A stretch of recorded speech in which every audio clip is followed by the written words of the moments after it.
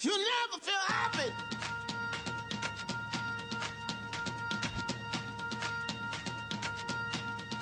Never feel happy. No, you won't. Until you try. You never feel happy. Vivre avec les VIH, c'est maintenant l'émission d'une heure chaque semaine pour parler des questions qui comptent dans la vie des séropositifs et de ceux qui les aiment, mais aussi pour parler des santé sexuelle et des préventions.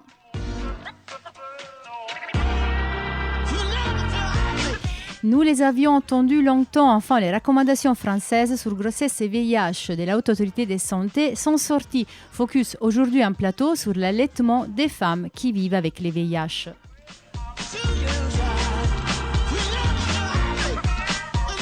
Pour réagir à tout ce que vous entendez, vous pouvez nous contacter par téléphone au 01 40 40 90 25 ou à travers notre site internet comitedesfamilles.net. Vous pouvez également nous suivre sur Facebook, Instagram et Twitter. Et la version podcast est disponible sur Apple Podcasts, Spotify, Audioblog et YouTube. Mais surtout, n'hésitez pas à nous laisser des commentaires, des étoiles si vous avez aimé cette émission.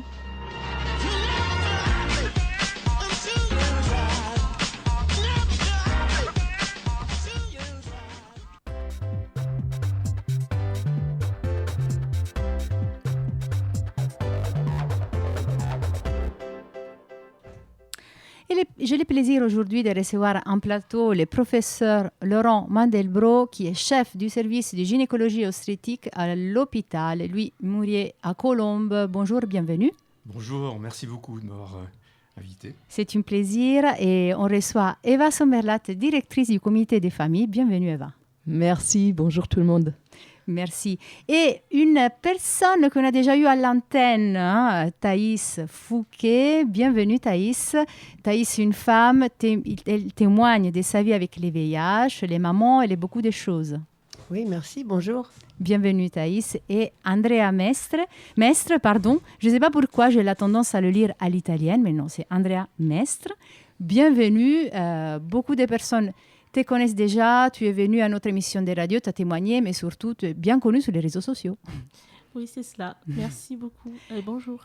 Merci Andrea aussi. Andrea, elle est maman de 3 enfants. On va rentrer dans les détails de tout ça. Mais du coup, aujourd'hui, cette émission spéciale dédiée à l'allaitement des femmes qui vivent avec les VIH, c'est un sujet qu'au comité des familles, on a beaucoup suivi. Cette émission de radio s'en occupait beaucoup de fois. Nos auditeurs habituels le savent. Alors, les recommandations, je disais, sont sorties. Elles sont sorties il y a quelques semaines, très peu. Et professeur Mandelbrot, est-ce que vous pouvez déjà nous dire qu'est-ce qu'une recommandation, qui les écrit et à qui s'adresse? À quoi ça sert en fait? Alors les recommandations, ça sert ça donne une sorte de consensus. C'est fondé sur les données actuelles. Et donc c'est un groupe d'experts qui se réunit et qui représente toutes les différentes, qui est multidisciplinaire, c'est-à-dire il y a obstétriciens, mais pédiatres, infectiologues, des personnes du milieu associatif, psychologues, et donc qui essayent de reprendre toutes les données qu'on connaît et dire quelle est la pratique la plus raisonnable et donner des règles de conduite à tenir. Voilà, c'est ça le groupe, les recommandations. Alors c'est pas une loi, c'est pas parfait, et en plus ça évolue au cours du temps. Et ces recommandations, on les attendait effectivement, comme vous dites, depuis très longtemps, puisqu'en France, les précédentes recommandations étaient de 2017. Donc on était très en retard, et notamment sur la question de l'allaitement, on voulait avancer. Voilà. Et qui fait partie des groupes d'experts? Alors, je ne vais pas énumérer tous les membres, mais comme je disais, c'est des différentes professions que j'ai énumérées. Ce qu'il faut savoir, c'est peut-être que c'est la première fois que c'était sous l'égide de la HAS, puisque jusqu'à présent, c'était l'ANRS et surtout le Conseil national du sida qui était mettons, responsable, mais au titre pour le ministère de la Santé, finalement. Donc c'est quand même des recommandations officielles, et la Haute Autorité de Santé, pour la première fois, a été amenée à le labelliser, ce qui fait d'ailleurs que ça a été beaucoup plus long, puisqu'il y a toute une procédure, mais ça donne on va dire un niveau d'autorité un peu plus grand. Oui, Alors, les membres du groupe sont des personnes qui sont reconnues comme experts. C'est sous l'égide, il y a un travail global qui est recommandation sur la prise en charge VIH, hépatite virale et infection à transmission sexuelle, qui est piloté par le professeur Pierre Delobel. Et il y a eu donc beaucoup de chapitres différents, dont un certain nombre consacrés au VIH et aux personnes vivant avec le VIH. Et un de ces chapitres s'appelle Grossesse et VIH. Voilà. donc aujourd'hui, on va parler surtout de la partie liée à l'allaitement. D'ailleurs, Eva, tu as fait partie de la rédaction, de la construction, disons, de ces recommandations. J'ai fait partie du groupe d'experts, donc en tant que représentante associative, on était 3 représentantes associatives et du coup j'ai été invitée. D'accord. Et pour nos 2 femmes présentes en plateau, une première réaction, Thaïs, quand tu as allaité ton enfant, c'est pas un spoiler parce que tu nous l'as dit déjà à l'antenne, il n'y avait pas de recommandations à l'époque. Alors, si, il y avait des recommandations, mais ce n'était pas celles-ci. Enfin, elles étaient différentes des recommandations actuelles. Et elles ne recommandaient pas l'allaitement.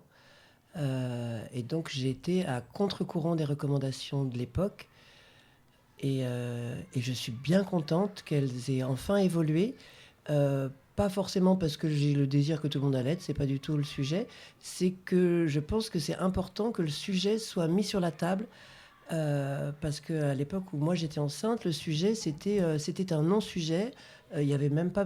C'était très difficile d'en parler avec les équipes soignantes parce que les habitudes étaient que les femmes avec le VIH n'allaitaient pas, un point c'est tout, et on n'évoquait pas le sujet. Il n'y avait pas de discussion possible. Donc le fait que la discussion puisse être possible, c'est ça qui m'enchante le plus. Oui, merci Thaïs. Et pour toi, Andrea, toi tu n'as pas allaité tes filles. Non, je n'ai pas allaité mes 3 filles parce que justement, comme le disait Thaïs, c'était hors de question. Et mon infectiologue n'était pas pour. C'est-à-dire la discussion ne pouvait même pas se faire. Voilà, quand j'ai demandé si je pouvais allaiter, c'était non, tout simplement. Alors, on va rentrer dans tout ça. Du coup, à l'époque, ils t'ont dit non et tu n'as pas allaité. Voilà. Non, je n'ai pas allaité. Et aujourd'hui, comment tu te sens par rapport à ces recommandations qui ouvrent avec certaines conditions à l'allaitement? Déjà, c'est positif. Il y a déjà cette ouverture de pouvoir allaiter. Je me dis, c'est une chance quand même de pouvoir le faire. Après, étant donné que le bébé aura un traitement préventif pendant tout l'allaitement, je me pose des questions par rapport à ça. D'accord. Et on va rentrer dans tout ça. On va essayer de comprendre mieux dans les détails. On essaie déjà de refaire un bref historique. Professeur, je vous laisse un peu commencer, et vous aussi dans votre histoire par rapport au VIH. C'est une question qu'il est là depuis le début ou c'est une question qu'il est née plutôt récemment? Alors, premièrement, c'est vrai que l'allaitement transmet le VIH. C'est un des modes de transmission qui est connu. Donc, le virus, quand il y a du virus chez quelqu'un, il passe dans le lait. À tel point que c'est pas du tout... il n'y a aucun débat là-dessus. On sait que l'allaitement peut transmettre le VIH. Ce qu'on a commencé à savoir, c'est qu'avec le succès des traitements antirétroviraux qui permettent maintenant, on dit I égale I, indétectable égale intransmissible, et donc chez des personnes qui sont sous traitement, on a encore le virus, mais il est complètement... il ne se multiplie plus. Et on sait qu'il n'y a plus de transmission sexuelle, il n'y a plus de transmission mère-enfant. Et ça, c'est des données qui sont accumulées au cours des dernières années. Enfin, ce n'est pas un scoop d'aujourd'hui, mais enfin, au cours des années, on s'est aperçu que ça marchait très bien comme prévention de toute transmission du VIH. Et donc la question suivante était de se dire, est-ce que pour l'allaitement, c'est pareil? Est-ce que indétectable, ça veut dire que c'est plus transmissible? Et on a eu du mal à avoir des données parce qu'en France et en Europe et dans tous les pays où l'allaitement artificiel était possible et recommandé, on n'avait pas de données sur les femmes qui allaitaient. Et donc les données venaient d'Afrique où, pour des raisons de santé de l'enfant, on recommandait l'allaitement même s'il y avait un risque de transmission. Alors ça peut paraître paradoxal, mais il faut quand même se dire que l'allaitement maternel, en général, c'est bien pour l'enfant, c'est bien pour la mère peut-être aussi, c'est surtout très bien pour l'enfant. Et en Afrique, c'est vital. C'est-à-dire que le taux de mortalité infantile était multiplié par 2 avec l'allaitement artificiel. Donc ce qu'on pouvait gagner éventuellement en évitant la transmission du VIH, on le perdait avec la mortalité infantile. Donc ça fait depuis très longtemps que l'allaitement maternel est recommandé globalement en Afrique, on va dire pour faire simple, en Afrique subsaharienne. Et pendant longtemps, on voyait qu'il y avait des cas de transmission, clairement. Et c'est les données vraiment qui nous rassurent suffisamment pour dire qu'on on a vraiment un risque de transmission qui est probablement nul, qui est extrêmement faible chez les femmes qui ont un bon traitement, qui marche bien pendant des mois et des années. Ces données sont assez récentes finalement. C'est des données dont on peut parler. Moi, je pense que c'est assez solide, ça a été vu par le groupe d'experts, mais elles sont encore relativement parcellaires. La plus grosse étude vient de sortir, il y a à peu près 700 on va dire, enfants qui ont été suivis après un allaitement maternel. Et quand la mère avait une charge virale bien contrôlée au long cours, il n'y avait pas de cas de transmission. Et ça, c'est des données qui viennent d'être publiées il y a quelques jours, finalement. Et c'est ce cas dont vous parlez, c'était en France ou non? Le cas, pardon? Des 700 personnes, des non, 700 non, mamans. en Afrique, pardon. En Afrique. D'accord. Et en France, on n'a aucune donnée. C'est-à-dire que les Suisses sont ouverts un peu plus à l'allaitement depuis quelques années, mais il y a eu une vingtaine de femmes et d'enfants suivis dans le contexte de l'allaitement maternel. Donc il n'y a pas de quoi être complètement affirmatif sur ces données-là. Donc aujourd'hui, on est assez rassuré dans des conditions de charge virale indétectable pour une longue période, mais on n'a pas encore la certitude absolue. D'accord. Alors, toujours dans cette historique, avant de rentrer mieux dans les détails, Thaïs, ton enfant a 6 ans. Il y a 6 ans, tu t'es posé des questions, tu as fait quoi? Alors, je me suis posé, au début, pas beaucoup de questions. Je me suis posé des questions avant même de cette grossesse-là, lors d'une grossesse précédente qui n'a pas été menée à terme, parce que mon gynécologue, alors que j'en étais encore restée au lavage de sperme nécessaire, césarienne obligatoire, mise sous AZT et tout. Et il me dit, mais non, aujourd'hui, VIH ou pas, c'est tout pareil. Et c'est à ce moment-là que je me suis dit, mais tout pareil, est-ce que c'est vraiment tout pareil? Est-ce que je pourrais allaiter pareil? Et c'est là que j'ai commencé à chercher, à regarder les recommandations de la HAS. Et donc, les recommandations à l'époque parlaient quand même déjà du tir-allaitement. C'était même les recommandations de 2007, je crois, enfin qui parlaient de... Et donc j'ai voulu en discuter avec l'équipe hospitalière, avec la sage-femme, et j'ai eu un retour assez brutal en me disant mais non, mais ça c'est n'importe quoi, ça c'est les Anglais, ou alors c'est les autres, quoi, c'est pas nous. Et donc ça m'a poussé à chercher davantage. Et puis je suis arrivée au rendez-vous suivant avec tout un tas de papiers mais regardez, j'ai lu des trucs, des sujets, il y a eu des études quand même, est-ce qu'on peut évoquer le sujet? Et j'étais prête à faire un tir-allaitement malgré l'organisation que ça demande. Et puis j'ai écouté la radio. Et dans cette émission-là à laquelle je participe maintenant, j'ai entendu qu'effectivement, certaines personnes avaient fait le choix d'allaiter. Ça m'a encore plus questionnée.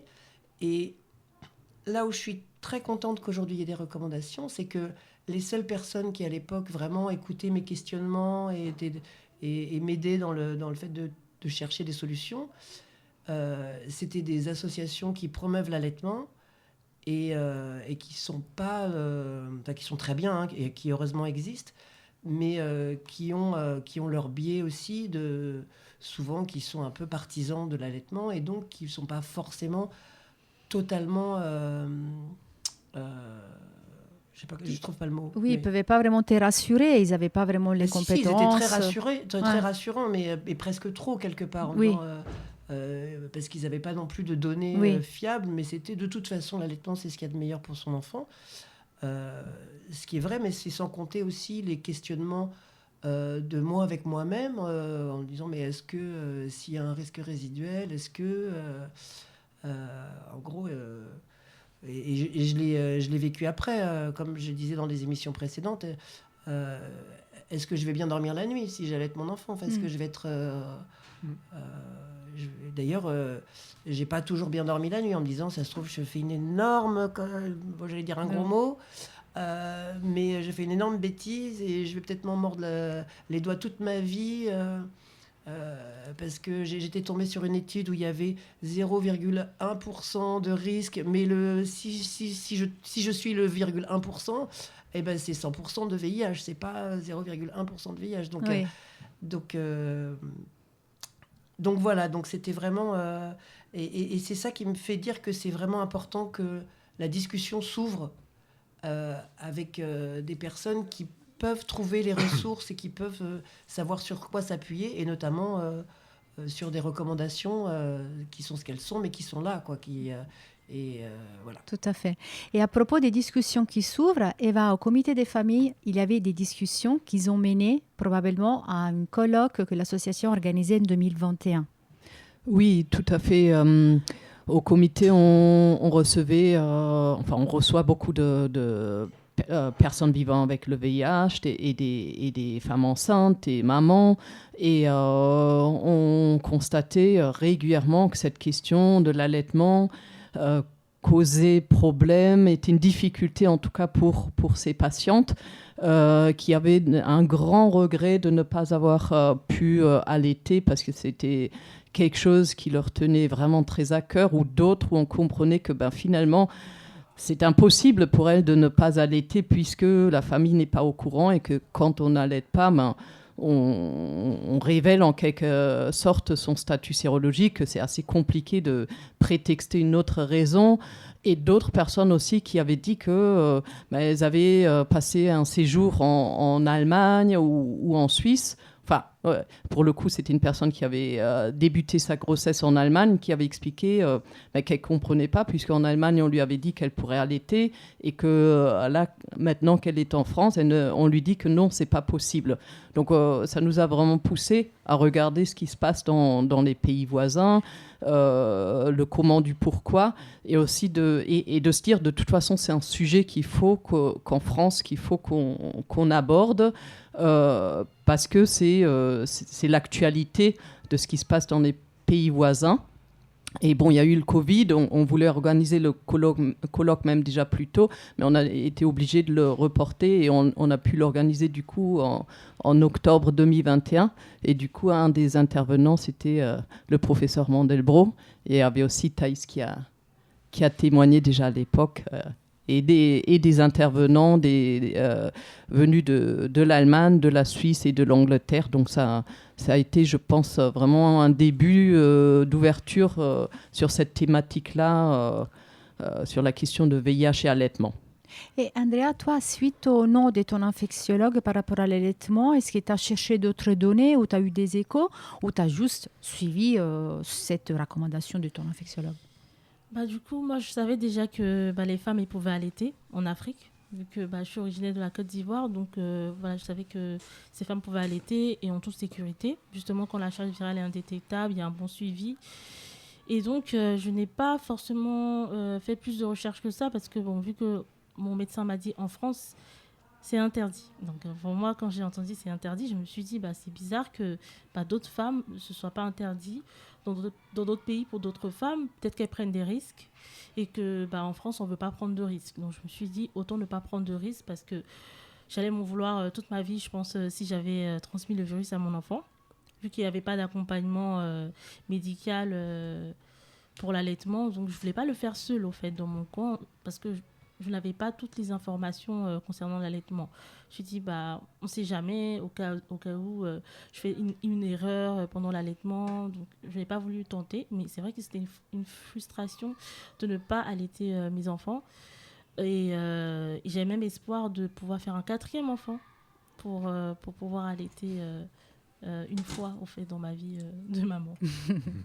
Oui. Alors, du coup, maintenant, il y a l'ouverture à l'allaitement dans un cadre très précis. Est-ce qu'on peut, professeur, énumérer les conditions dans lesquelles il faut rentrer pour que les équipes soignantes puissent accompagner une maman qui allait? Je vais le faire, mais c'est un sujet compliqué. Il y a deux aspects quand même à ça. Il y a la question de la décision partagée qui est chère à Eva et d'autres, et à nous tous d'ailleurs, qui est de dire voilà, que c'est pas forcément uniquement un protocole, mais il y a aussi des décisions de part et d'autre. Mais c'est important, et je crois qu'il faut que tout le monde comprenne, quand on dit un protocole, c'est pas pour toujours, et c'est pas parce que on est bardé de certitude, c'est parce qu'on veut éviter les risques, ouvrir et qu'il n'y ait pas de catastrophe, clairement.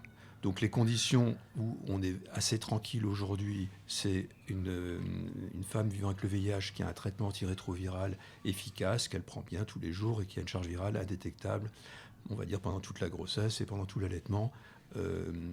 Toute la grossesse, si elle a commencé son traitement au premier trimestre et qu'il y a plus de 6 mois de charge virale indétectable, on raisonne un peu par rapport à ce qu'on connaît sur l'excrétion virale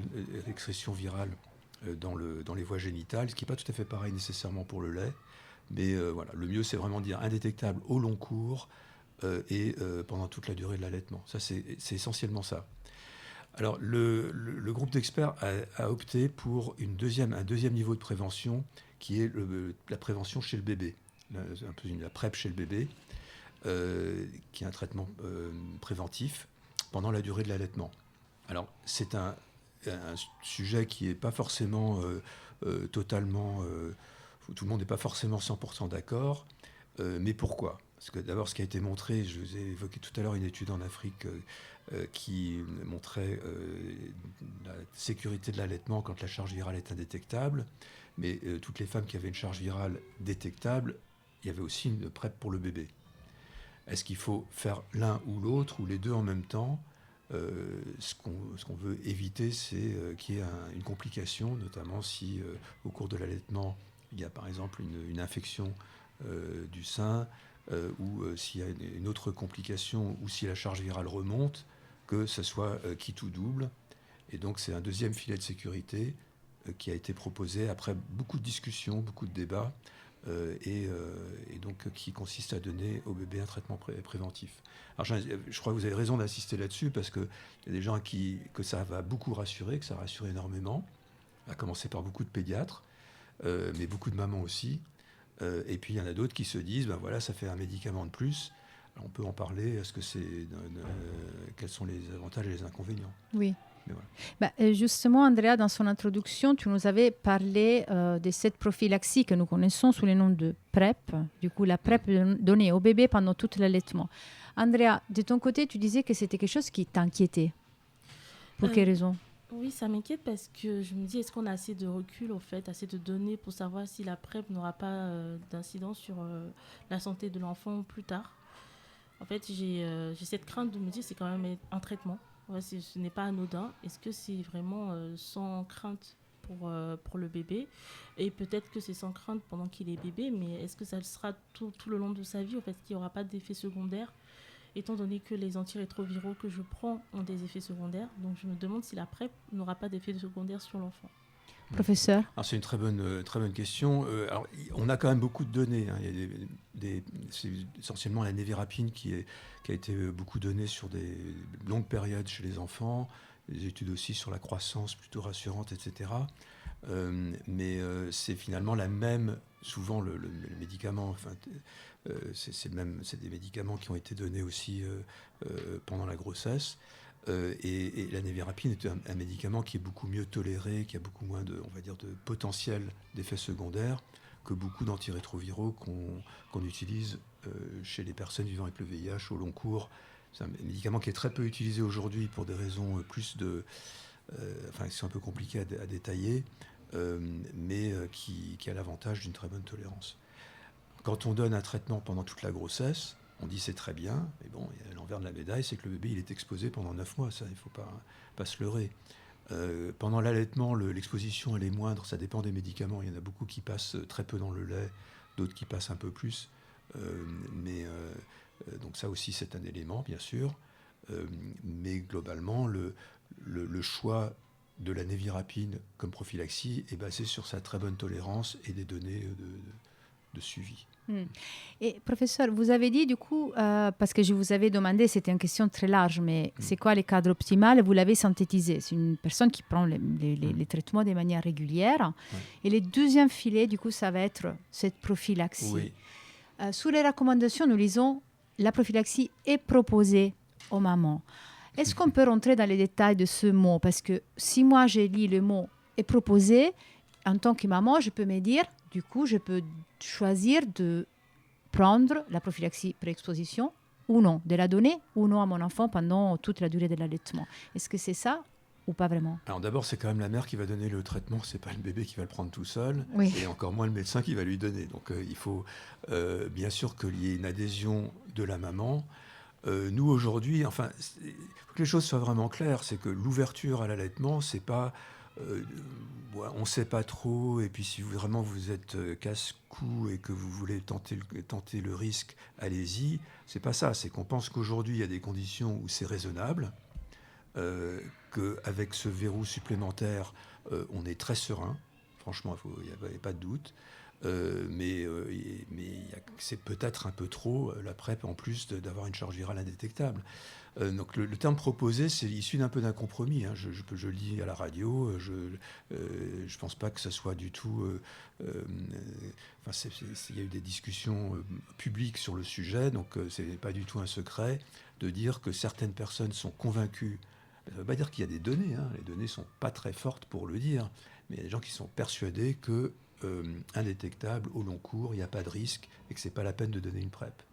Il y en a d'autres qui sont persuadés qu'il reste un risque même s'il est très faible.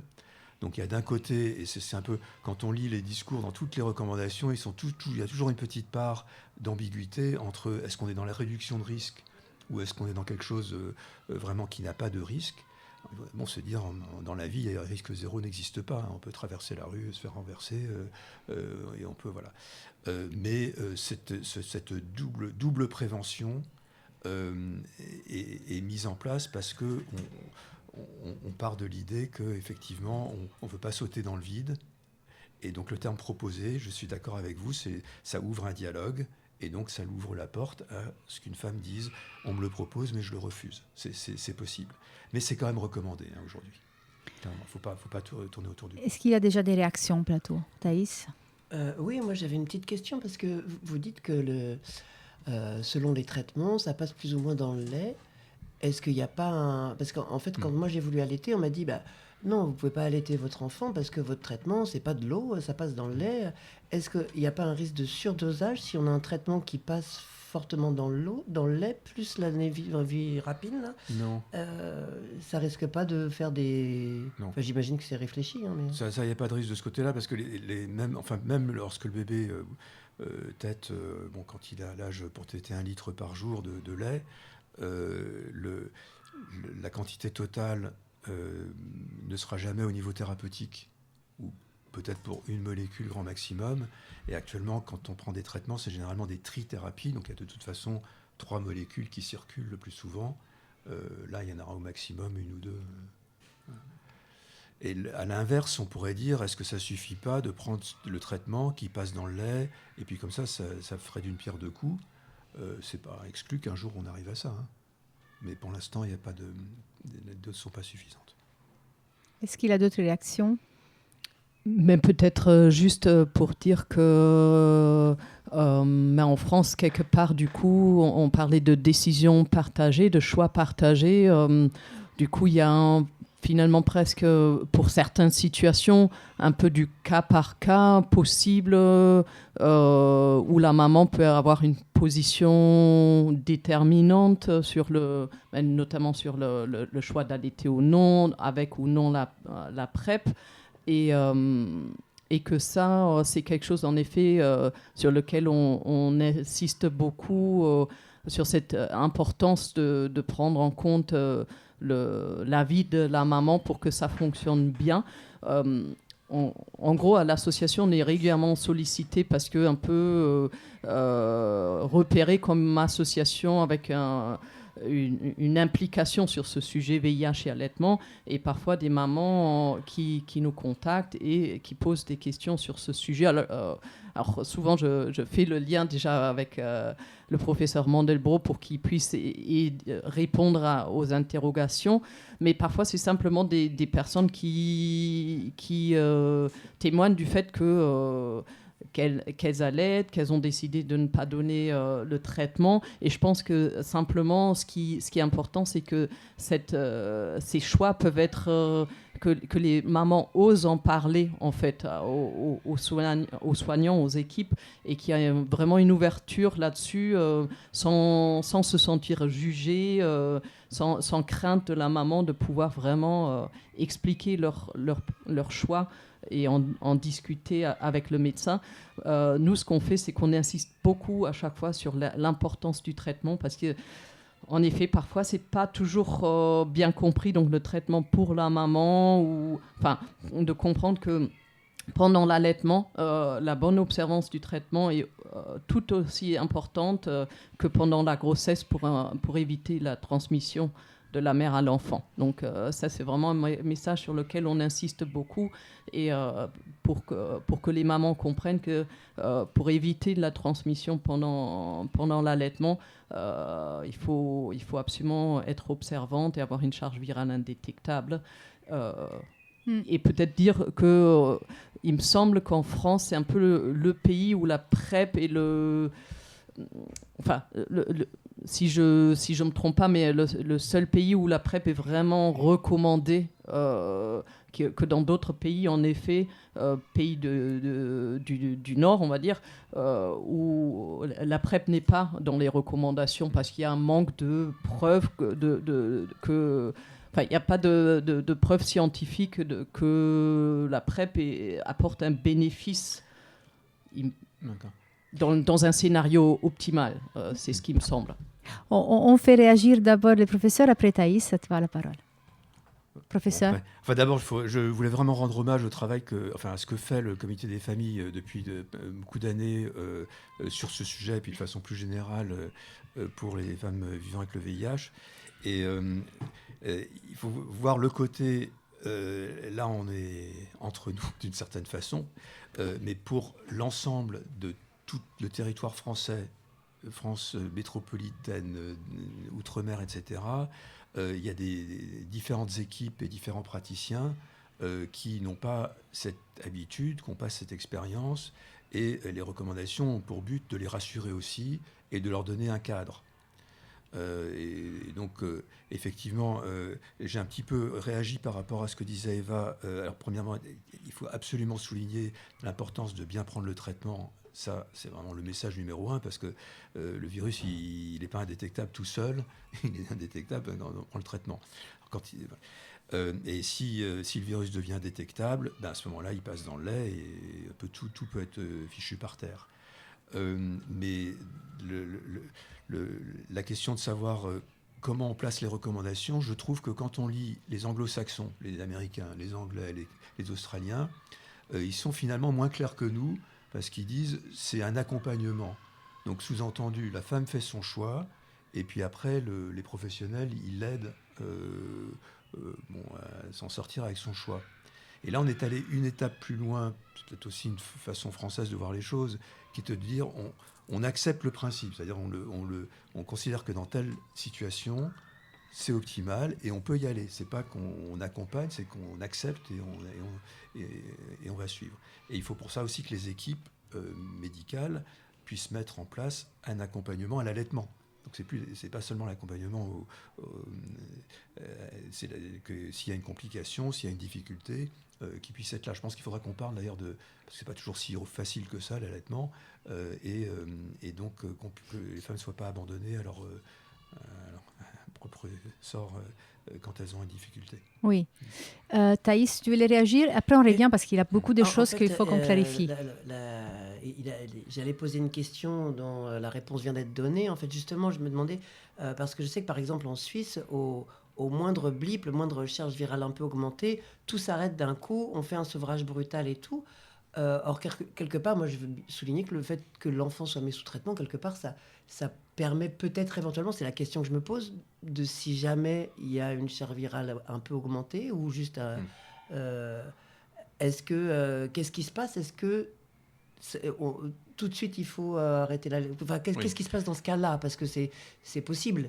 Moi, je pensais aussi, surtout aussi lors de la grossesse, avec l'augmentation du volume sanguin. Ça peut être classique qu'il y ait des petits blips, que la charge virale soit pas totalement indétectable. Tous ces petits trucs, qu'est-ce qui se passe si la charge virale ne reste pas indétectable pendant l'allaitement? Alors, blip, ça veut dire que c'est un tout petit peu remonté, parce que maintenant les charges virales indétectables, on dit c'est moins de 50, mais des fois, comme les tests ont des limites à 20 copies, donc quand il y a 25 ou 30 copies, généralement c'est rien du tout, et quand c'est un tout petit peu remonté, on le recontrôle. C'est ça qu'on appelle un blip. Mais si la charge virale remonte à plusieurs centaines et milliers de copies, c'est qu'il y a un problème, et donc là vraiment, on va dire, il faut tirer le lait. Alors ça ne veut pas dire définitivement arrêter dans tous les cas, mais en tout cas recontrôler et voir si c'est un échappement virologique. À ce moment-là, on déconseillera clairement l'allaitement. C'est pareil qu'en Suisse. Par contre, le problème, c'est que le temps de s'en apercevoir, même si on fait tous les mois, si un jour on voit que la charge qui était à moins de 20 tout le temps, hop, elle est à 10 000, il s'est passé un mois entre-temps. Et c'est là que beaucoup de médecins, et peut-être certainement beaucoup de femmes aussi, sont rassurés d'avoir un filet de sécurité avec la fameuse PrEP. Oui. Alors, je reprends la parole par rapport à deux choses qu'on était dit, la décision partagée et l'accompagnement. Ces deux sujets, je voudrais qu'on les développe plus. Par rapport à la décision partagée, la première question, est-ce que, professeur, vous avez rédigé du coup les recommandations, est-ce que c'est quelque chose de vraiment ancré dans cette recommandation? Est-ce que il y a cette idée de décision partagée vraiment assumée, que les professionnels de santé vont assumer? Première question. Et deuxième, un cas vraiment plus concret, c'est-à-dire, c'est difficile de parler des décisions partagées quand, par exemple, je suis une femme, j'arrive en France, je ne suis pas très à l'aise avec le français, je rencontre un professionnel de santé, je me mets déjà à une position de retraite. Qu'est-ce qu'on peut dire à ces femmes? Est-ce qu'il faut poser des questions? Comment on fait dans ces cas si les questions ne viennent pas directement de la femme? Les professionnels de santé vont faire quoi? Ils vont ouvrir les débats ou non? Alors justement, si on a été très clair là-dessus, c'est d'aborder la question de l'allaitement pendant la grossesse systématiquement. Et pourquoi? Parce que justement, ça permet, des fois, ça permet de dire des choses que les femmes n'ont pas forcément envie d'entendre. Si les conditions ne sont pas très favorables et que ça ne correspond pas aux recommandations, il faut le dire et pas laisser planer un doute. En se disant on n'en parle pas, c'est donc on me cache quelque chose, ou alors le jour de l'accouchement se dire maintenant qu'est-ce que je fais. Donc c'est fondamental, même quand les conditions ne sont pas optimales, et ça on l'a mis clairement. Et après, décision partagée, de toute façon, on l'a dit tout à l'heure, quelqu'un qui fait le choix d'allaiter et qui ne correspond pas aux recommandations, moi, je essaie de la dissuader, bien sûr. C'est mon rôle. Je pense que aussi ici, en termes d'entraide et de soutien, c'est quelque chose qu'une association peut faire. Mais il y a quand même un moment où c'est la femme qui va prendre sa décision.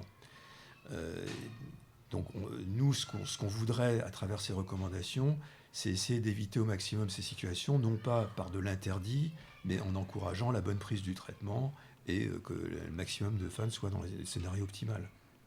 Tout à fait. Est-ce qu'il y a des réactions sur ça ou je passe au sujet de l'accompagnement? Moi, j'aurais peut-être une question, si je peux me permettre, à Andrea. Simplement, je me dis que du coup, est-ce qu'avec la connaissance de ces nouvelles recommandations, toi, tu te sentirais à l'aise vis-à-vis de ton médecin de partager ton choix? Est-ce que tu penses que ça...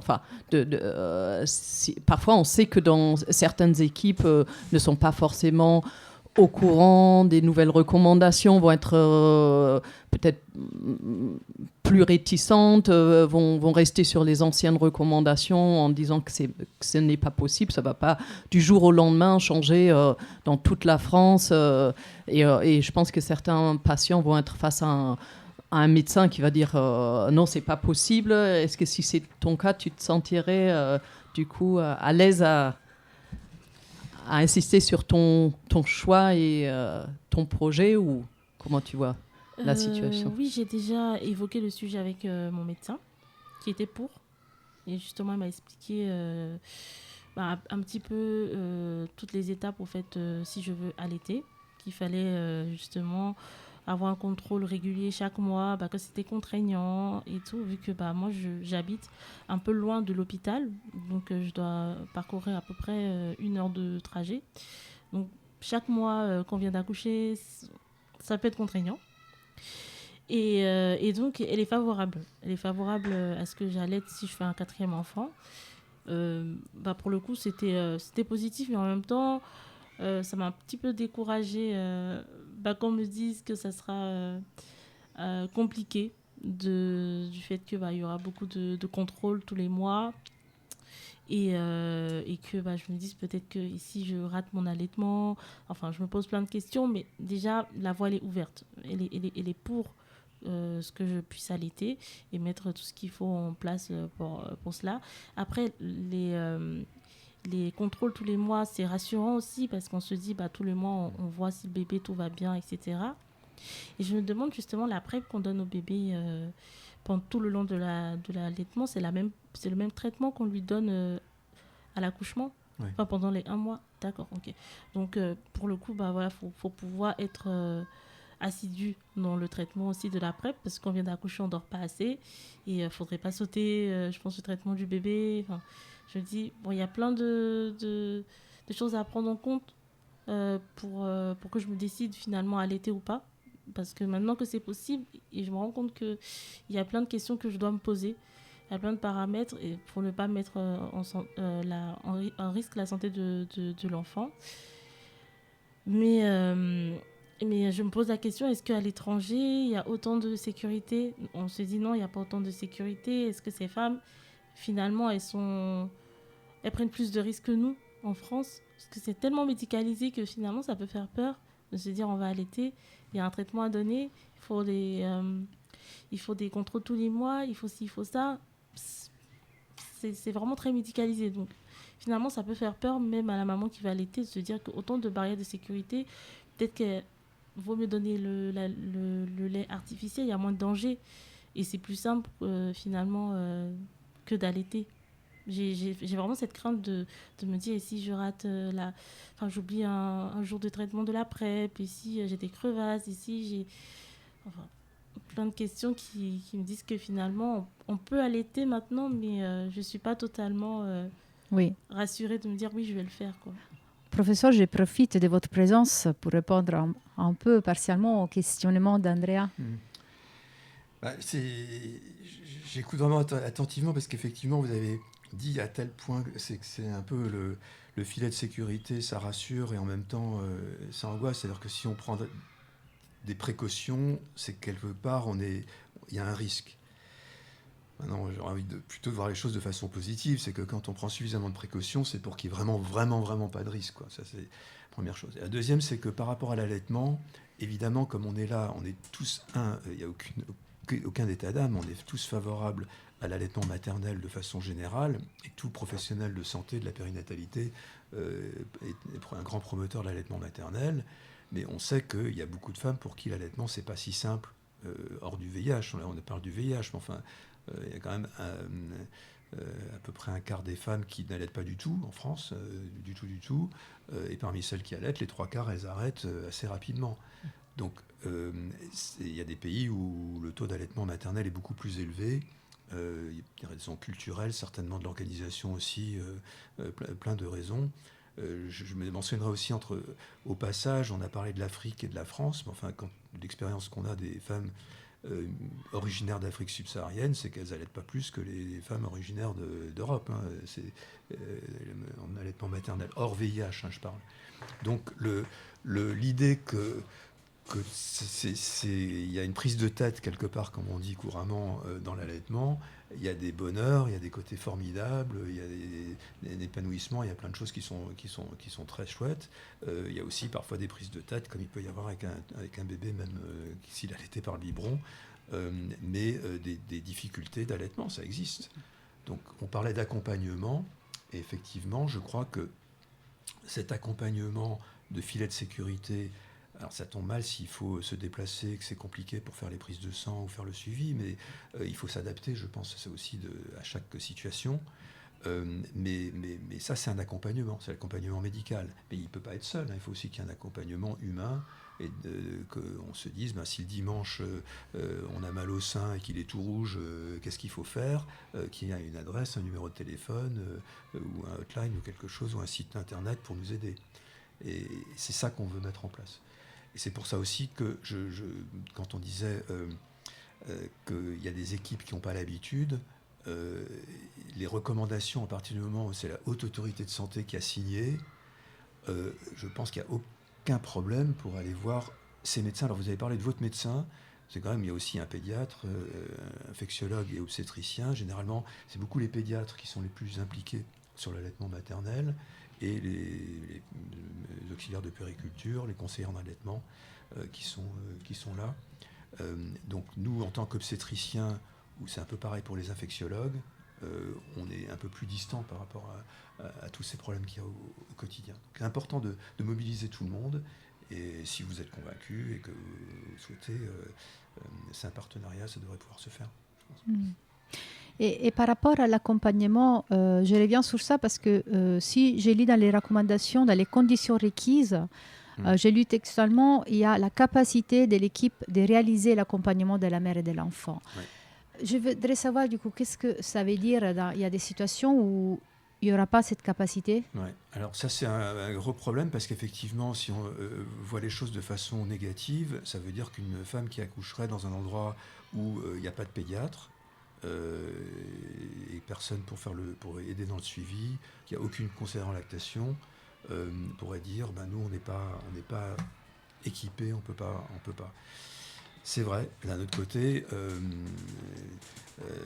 ça a été souligné par beaucoup de membres du groupe que si on essaye de faire comme si tout allait bien dans des endroits où il n'y a pas ces ressources, ça va laisser des femmes abandonnées en cours de route.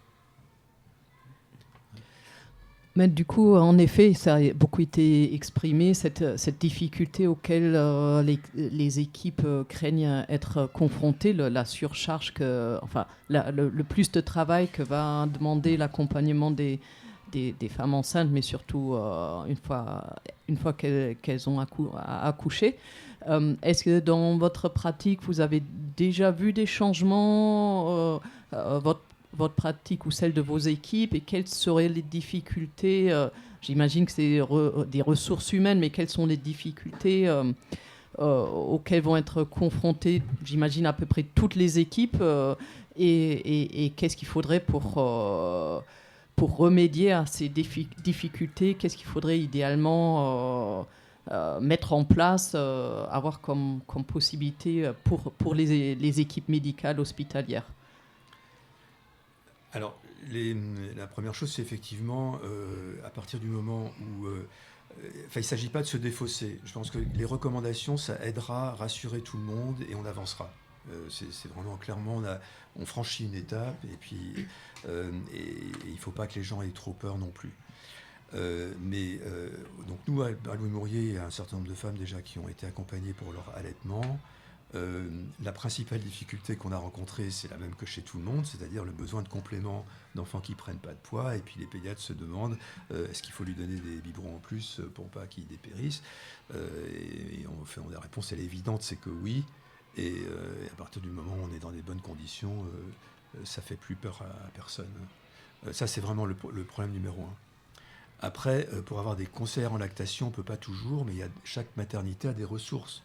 Donc ça peut être soit des puéricultrices qui ont été bien formées, des sages-femmes, enfin il y a toujours quelqu'un, donc il faut quand même privilégier de les mettre en rapport. Et si on devait dire qu'est-ce qu'il faudrait comme ressources supplémentaires, c'est que l'allaitement en France, on en parle beaucoup, mais il y a besoin, c'est pas que dans le domaine du VIH, il y a besoin de beaucoup plus d'efforts et de moyens, de soutien pour les femmes et les bébés dans le cadre de l'allaitement maternel, dans toutes les maternités et en ville.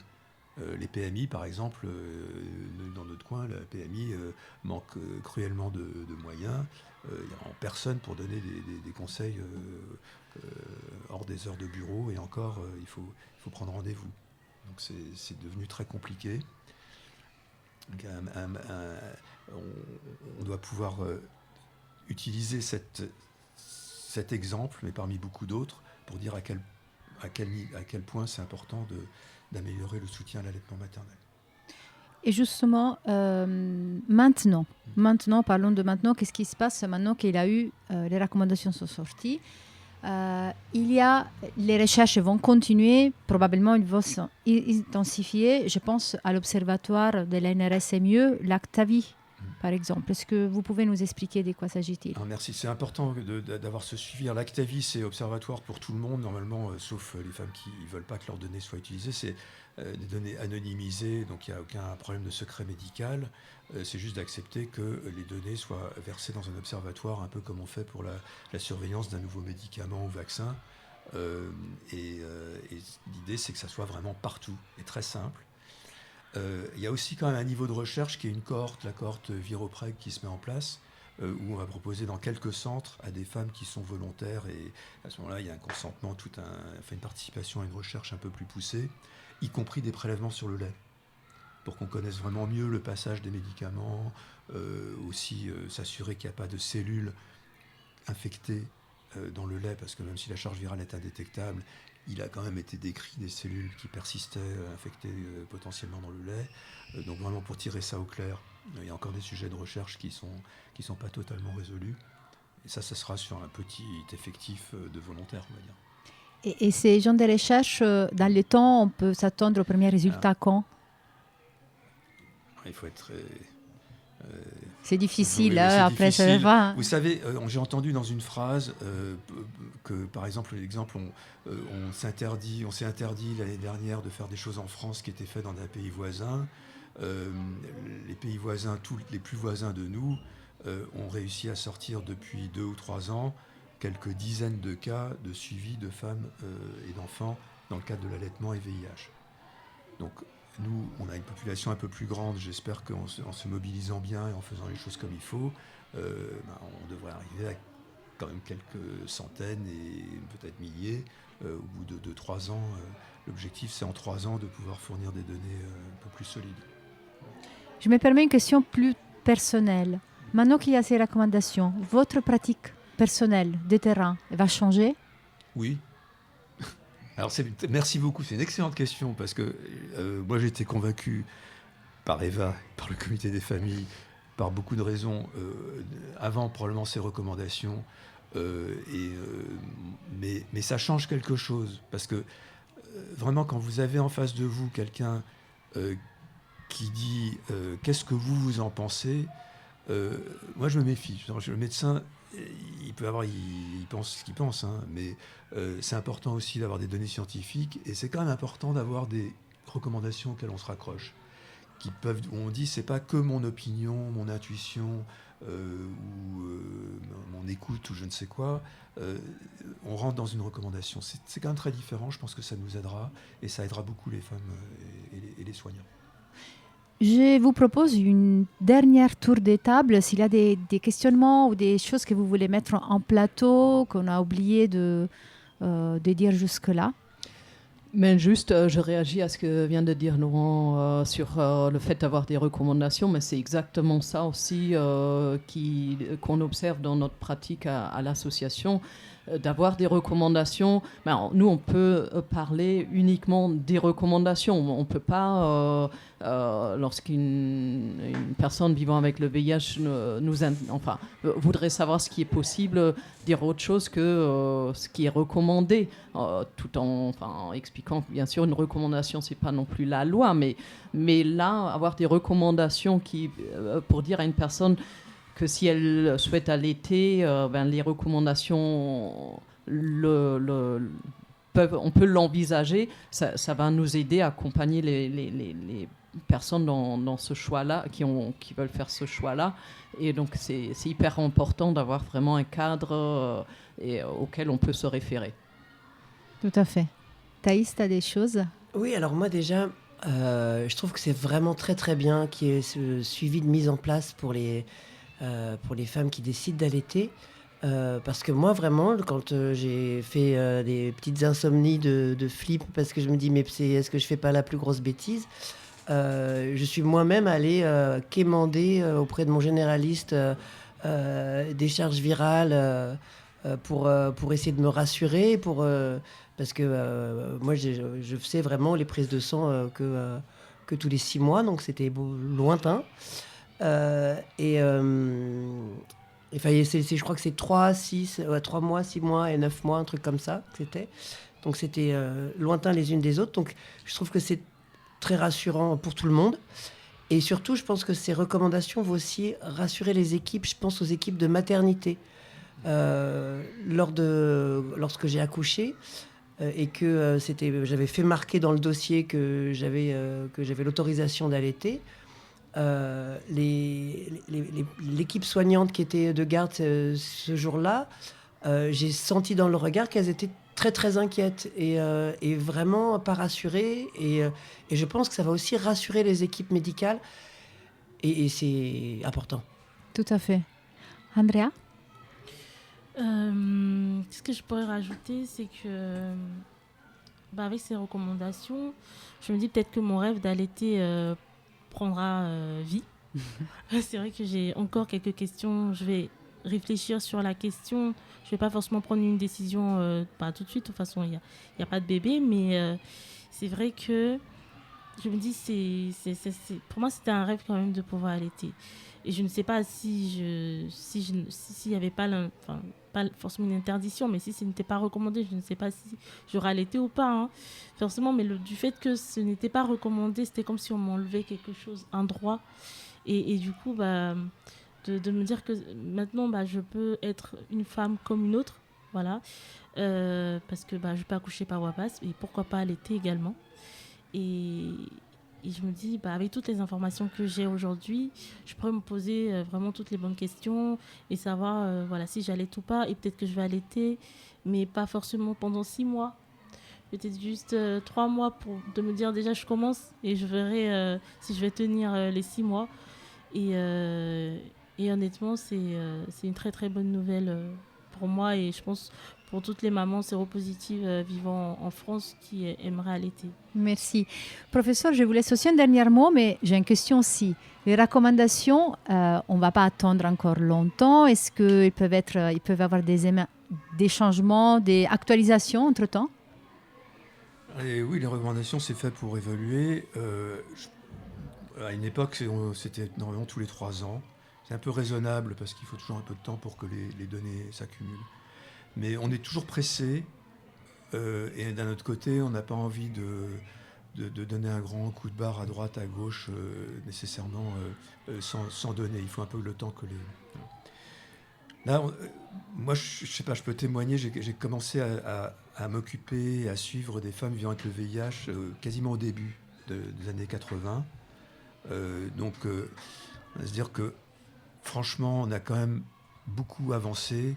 Et c'est dans la tête des gens beaucoup, mais c'est aussi quand même dans les données, la capacité de contrôler le virus qui a permis de passer, de vivre des vies normales, d'avoir des enfants, d'accoucher normalement, comme on le disait, d'avoir des rapports et une vie amoureuse avec des rapports normaux sans préservatif. Et maintenant, c'est une sorte de nouvelle frontière. Donc je pense que c'est quelque chose de très libératoire. Et on a envie d'aller encore plus loin, bien sûr. Et oui, et nous, on continuera à suivre pour les femmes qu'on accompagne au comité des familles. Oui, moi, je repense à 2021 et je me dis, là, on n'est même pas 3 ans après, et quand même, enfin, ça, la première fois que j'ai entendu ce sujet en France, pour moi, enfin, un débat sur ce sujet, et aujourd'hui, j'ai l'impression qu'on a déjà beaucoup avancé sur la question. C'est 3 ans, mais voilà, on voit que c'est... Enfin, en même temps, c'est assez rapide aussi pour que là, on commence à sentir que c'est normal de parler de VIH et allaitement. Ça ne veut pas dire qu'il n'y a pas ce cadre strict et très important d'une charge, enfin d'un scénario optimal, mais je vois déjà l'avenir où des mamans peuvent accoucher sereinement avec ce choix d'allaiter sans avoir de jugement. Et voilà, du coup, je me dis que c'est chouette de voir ces pas de géant quand même qu'on observe en France. Et moi, je conclurai je trouve que c'est génial de pouvoir choisir de ne pas allaiter quand on a le droit d'allaiter. Pareil, j'ai pensé la même chose quand Andrea parlait. Tu pourras choisir de ne pas allaiter, Andrea, t'imagines? Magnifique. Bon, je remercie tous les participants à cette émission. Merci Andrea, merci professeur Mandelbrot, merci Thaïs, merci Eva. Et pour nos auditeurs, je vous rappelle de nous suivre sur nos podcasts, sur Spotify, Audioblog, YouTube. Rendez-vous à la semaine prochaine. Merci, à bientôt.